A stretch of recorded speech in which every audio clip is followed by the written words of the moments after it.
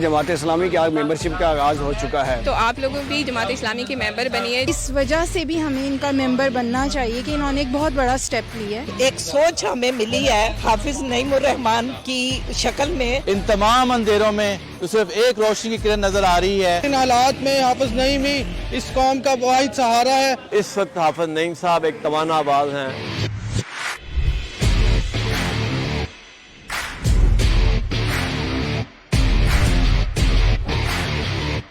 सब उनका साथ दें कि उनके पास इन तमाम मसाइल का हल है। और मैं हाफिज नईमुर रहमान का साथ देने के लिए यहाँ मौजूद हूँ। इस मुहिम को आगे बढ़ाएं। मेंबर बनो, हाफिज नईम का साथ दो। मैं हाफिज नईम की टीम में शामिल हो रही हूँ। मेंबर बनो, ताकत बनो, हाफिज नईम का साथ दो।